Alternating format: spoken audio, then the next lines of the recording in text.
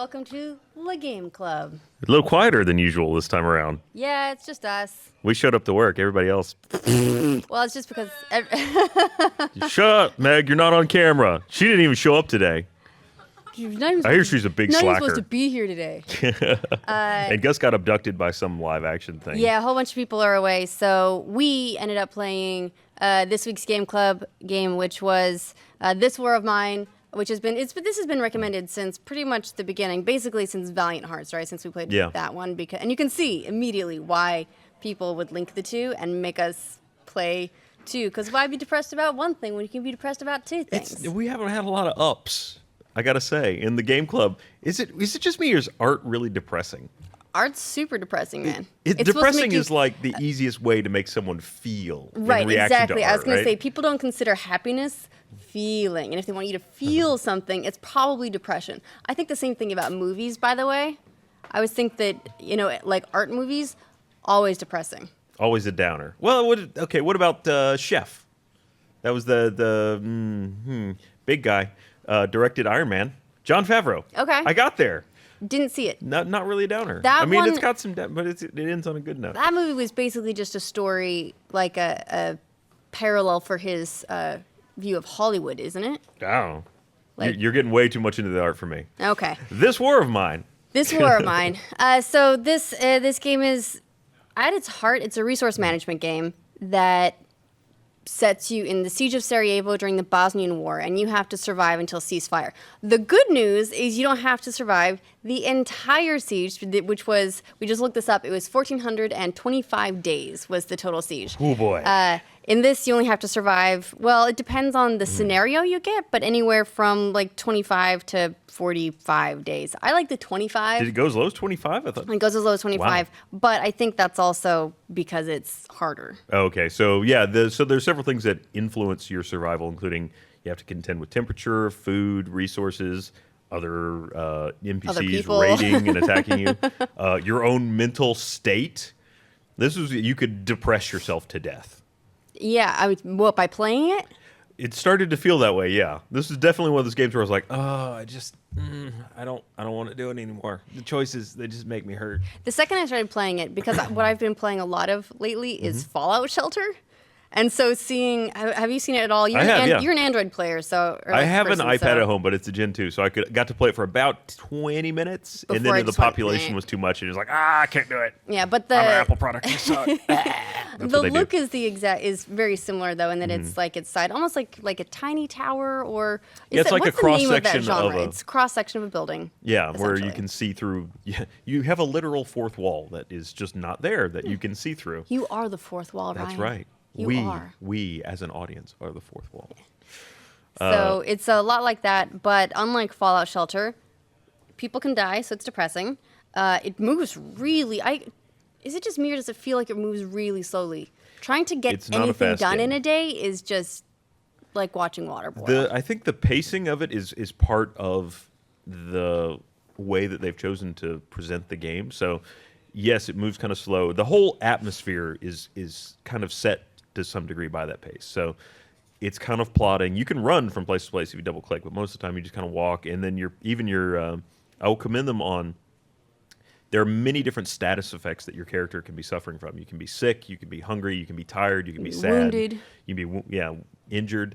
And those all affect how your little character will move. So if you're really wounded, he'll kind of drag himself through, or him or her. There's some female characters too. But all that plays into the little characters. So they're little tiny sprite type animations, but they're probably not sprite. They're probably actually 3D. But they really do sell the character. Now, that being said, sometimes you want the character to just shut the hell up. They do complain a lot. Like, you're in the middle of a bombed-out building, shoveling through rubble, and they're like, man, I wish I had a cigarette. God yeah, I'm damn, sure you do, Bruno. but guess what? There are bigger concerns. Shut your mouth. I don't want to hear about your smoking problem anymore, okay, buddy? I didn't have cigarettes, okay? I ran out of cigarettes. I tried to get you some, but I didn't have any more. I found some, traded them away. That's right. Just get rid of them. Guess you don't what? need those. You gotta have priorities. And guess what? The cigarettes, not the priority. If I can trade them away and get medication, I'm gonna do it. Bruno, if you weren't such a good cook, out. Done. You can't kick someone out though, right? They can they can I mean, leave, you can't kick right? them out, but you could put them in a position where they're. I mean, you could just run him into. You could send him on a scavenger mission. Oh, Bruno, yeah, no, man, you run into the sniper post. Like, don't worry about it. They're cool in there. You go into that like upscale neighborhood that's pretending it's not under siege. They're good. Just go right in. It's fine. Tell them that I sent you.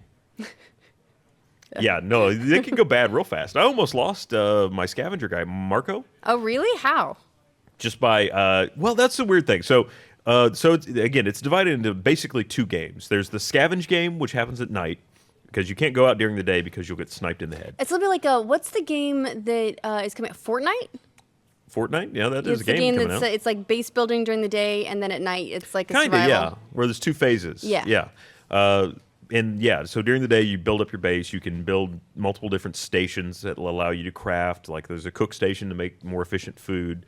There's a tool station so you can build things like shovels and tools that you need during the night to more efficiently scavenge at the different places you can go. Which, of course, you can then spend more of your precious resources to upgrade so that you can get better stuff like saw Right. blades and axes and armchairs. Uh-huh. I saw. Hey, those are comforting. I upgraded that, and I was like, an armchair? Really? There's a chair right there. If you need to sit down, please sit on the chair. No, listen. Enjoy it. It's hard. It's not padded, but guess what? We have things we need to be doing, and guess what? An armchair, again, not high on the list of priorities. The usage of the armchair is if you have certain characters that'll sit in it and they'll just feel better because they have an armchair. Now, the fact that these guys can take a tool bench and somehow turn that into an armchair. I saw what he pulled out of all the scavenge places. It's like a stick, a box full of random junk, and somehow he cobbled that together into armchair. What you don't want to ask is where the leather came from. Well, on that note, every place you go, yeah. Hey, you made the imposition? No, that's the wrong word. Implication? Implication. Everywhere you go. So at night you have a choice of destinations you can go to scavenge, and they all have little descriptions, and they have a list of things that you might find there. Almost all of them. In fact, I don't know that I ever came across a single one that didn't have somebody already in it, living there. Maybe it's randomly generated then. One of the tricky things about this game, I think, is that it is like there's so much random stuff. There's random groups, and outside of the beginning group, well, they're not fully random. There are a whole bunch of groups of people, conditions, like if it starts as winter's coming on or not, the places that you can go to scavenge and what the conditions there are. I imagine it like outside of the very beginning of the game, like the first time you play anything, a lot of it is going to vary so much for people that it's hard to know. Yeah, well, as far as I What understand, the initial expect. conditions are always the same. So when you start the game the first time, you're going to have the same 3 characters, and it's going to be the same. It's Bruno, Marco, and It's an R1. or the runner. Yeah, the fast runner guy. Yeah. But you have those 3 guys. Look up and his name because it's now I feel bad. It's a warm climate. Pavle? Pavel? Pavle. I was way off. Pavla. Samsonite. Yeah. It was, and it's warm, so you don't have to worry about the heating aspect, because that's a whole other thing. When it gets some spawns on subsequent playthroughs, you will get a colder temperature, so you have to not only contend with food and all that other stuff, but you also have to make sure you're not freezing to death. Excuse me. But so yeah, you go out Then you at have night. to consume some of the fuel that you get for fires instead of for the cook stove, right? Yeah, the various, like, you can use 3 different sources to make fuel, one being wood, one being components, and one being books. All of those are valuable for other things, but you also need fuel. So it's it's a game very much about balancing and sacrifice. Like, do I want to give this up to get that? If I've got a sick guy, do I want to give up some food so that I can get some meds? Because one of the other things that happens during the day is there will be people that come up to your door. Sometimes they're just there to ask you to do something. Like someone will show up and say, hey, I need help boarding up my house. And if you send someone out with them, they'll go board up the lady's house, and that will contribute to your end that you basically did a good Right, act. like your karma. Right, essentially. yeah. Excuse me. And that'll also make that person feel better, because that's a big thing. Like, They're like this. They're like, yeah. I did. yeah. I helped. I'm a good person. Now I'm gonna go rob this homeless guy. Well, that's the thing. So, and some of these are like so mean because I don't know if you went. There's one little cottage where you can go in the house and there's two people living there. It's an elderly couple, and the guy will just follow you around. You can steal everything. He won't stop you, but he'll follow you around and go, please don't take our medicine. Like, my wife needs that medicine. Oh, don't take all our food. How are we going to survive? You take all our food. He won't stop you, but he will watch and follow you room to room as you do it. And I robbed that guy blind. What, Ryan? How could you? I needed to live, okay? I didn't. I left the medicine. I couldn't do it. I have just been slowly going through and emptying out the places that are nearest and that seem safest. When I got to the school and there's someone living in the shelled out school, I'm trying to like leave them alone. Like, I don't want to see. I'm just gonna like dig around you if that's cool. Well, the other part of that is, so when I got back from borrowing many of that gentleman's things, Tell me you got raided. Serves you right. I didn't get rated. No, because I very very soon picked up Roman as a fourth character, which actually worked out really well. Because the other thing you have to manage is sleep schedules, basically. So I would have my scavenger and my guard would sleep during the day, and my other two guys would be up and then swap. But I got home after raiding that house, and my guy was just like, I can't believe what I just had to do. And then everybody's in the house like... Did you put him in an armchair so that he could feel better about what he'd done? Hadn't built the armchair yet, so I felt a little bad. But no, yeah, that made him sad. That was my first sad. Well, if only he'd had an armchair, suddenly all the guilt would have gone away. But then it spreads. So he's like, I feel so bad about what I had to do. And then everybody else in the house is like, I wonder why he did that. He had to rob those people. Surely there was another way. It's like, motherfucker, you're eating the food that he just stole. Shut your mouth. You're not hungry anymore because I took it from the old folks. See, I kept giving away, like I gave away sugar and all that stuff because as far as I'm concerned, moonshine, again, not high on my list of priorities when it comes to survival. So I was trading away sugar. Trade resource. You need to make moonshine and alcohol for better trade resources. And I was trading away the sugar. In exchange for like the food and the vegetables. Or you can get drunk. That is actually, I had one guy that got all the way down to... Is that a legit coping mechanism? Yes. I had a guy that got all the way down to broken. So, which when you reach the mental state of broken, he literally just sits down on the floor and just starts crying into his hands. He just, you can't control him. You can't do anything. How does that make you feel, Ryan? There's one thing you can do. Well, it's okay. See, I brought him back. Like, I sent a guy over to talk to him, and they had a little chat. He's like, you okay, buddy? And then I got him bomb drunk on some moonshine and sent him to bed. And he was good. Walked it off. No problem. And then after that, he's just like, eh. And then I sent him out the next night to steal from more like orphans or something. I stole from the hospital. And then I had him fix me because there's a doctor there that'll, if you're wounded, they'll patch you up and you just walk up and talk to him. I didn't know that until after I'd already stolen about half their supplies. And she was like, let me fix you up. I was like, thanks, man. We're good. We've had such different play experiences. I've been sneaking around, trying not to take what I don't need. Look, Ryan, you've been stealing from old people in hospitals. Every single one of my characters just wants to be done with life. They're all at that depressed stage. It's like, oh man, you really should go read a book in the armchair. Come on. Unless you've burned them all. No, I don't think it's happened yet. Yeah. So far, the cook fires have stayed under control. There are a whole bunch of different things that can happen too, like random stuff. Like you can get an outbreak of crime. A lot of these I actually like read about because again, with all the random stuff, it's hard to experience all of them, especially, in like a week. We can have outbreaks of crime. Did you help neighbors mostly? I sent my neighbors to help like set up like a hospital and dig people out of rubble. I felt really good about that. I had to because otherwise my guys would have just offed themselves. Seriously, like they were all at that bottom. It's like, oh, something to make me happy? Yeah, go. Have fun. Yeah, so if you survive the ceasefire, then you see like everyone's endings, basically the ending for each of the characters in your party, and they can be dead. They can be suicided because they just couldn't take it anymore. So is that the level below broken? On the chart that I saw, it was like sad, depressed, broken, dead. Every one of those statuses has like 4 levels of bad and then dead. Yeah. So there's like hungry, very hungry, starving, dead. Wounded, it's like slightly wounded, severely wounded, dead. Sad, depressed, broken, dead.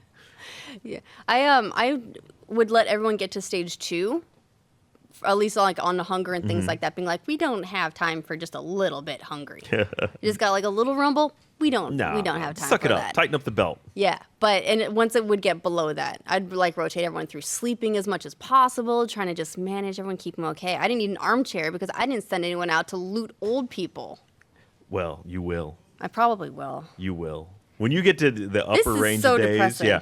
No, you find out what you're really made of when you get into the late 20s, 30s. You're like, oh man. Well, because the other thing that starts happening is it opens up originally, and you have like all these places to raid. And it's like, wow, I can make it with this. I'll just take what I need and just make it.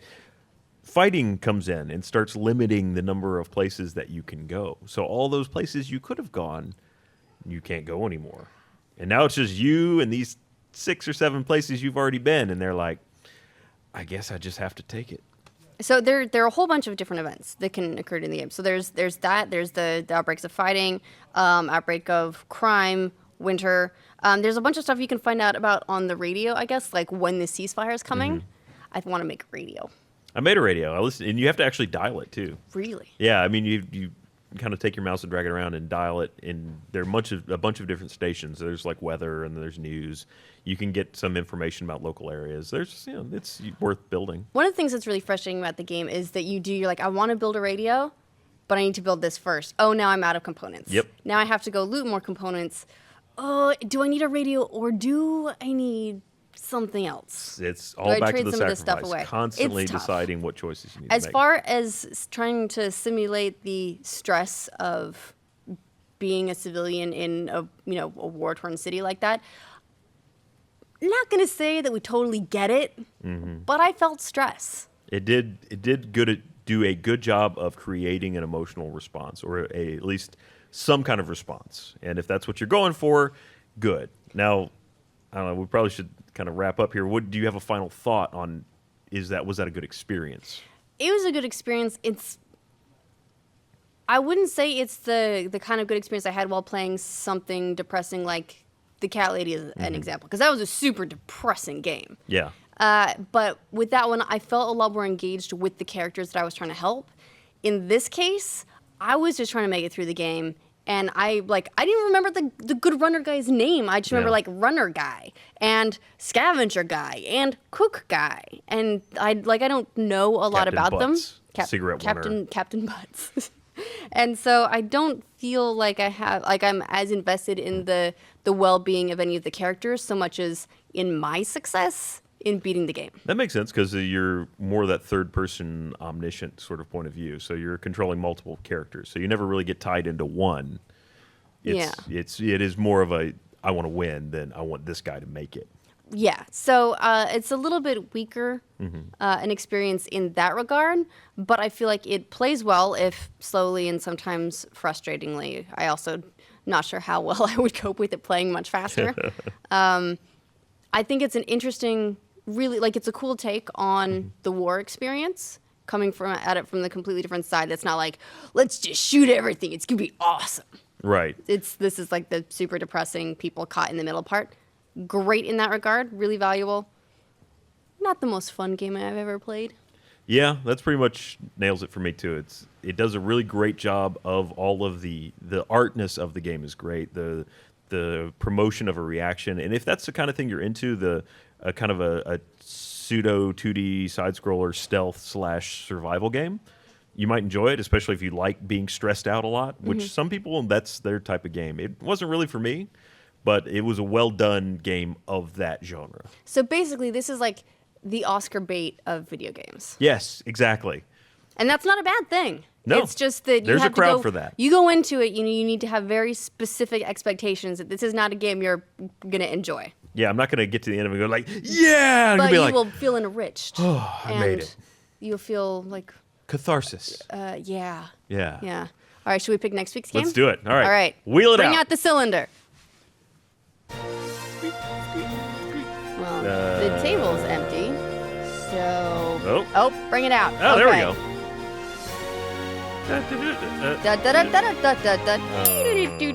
It got small. Someone put it in the wash and it shrank. Budget cuts. You want to do it? Sure. Okay, here we go. Whoa, it's a wild one. It's all over the place. What we got? All right, next week. Oh, Gus is going to like this. We're playing Gus's suggestion, Spook House of Jump Scares. Bye, tiny thing. I've Spook never House heard Jump of Scares? Spook House of Jump Scares. I'm going to look it up right now. Spook House of Jump Scares. All right. This sounds like it could be fun. Or scary. Okay, so it is a Steam game. Okay. It does not have a Wikipedia entry, if that gives you any indication of what we're looking at. Is it really depressing? Because we seem to be on a run. Can you survive 1,000 rooms of cute terror? Oh, I've seen this game. With that description, so I don't know why that. Sense. Yeah. I wonder if it's got an Oculus component yet. I'll have to look into that. That might be more fun. This is an early access game, so please be warned of that. But it is free to play, so be aware of that as well. Where is the description about this game? Says, can you survive 1,000 rooms of cute terror, or will you break once the cuteness starts to fade off and you're running for your life from the unspeakable hideous beings that shake and writhe in bowels of this house? Question mark. Bowels. They wait for you. They wait and hunger for meeting you. They long to finally meet you and show you how flexible your skin can be after it is soaked in blood. Will you brave this journey? Will you set to beat the impossible, the insane, and the incorporeal? Yes. Apparently we will. Next episode. The answer to that is all yes, and we will do it next week. So join us for that. Thank you for joining us for Game Club. You want to sing? Game Club. Yeah, Game Club. Bye. Bye.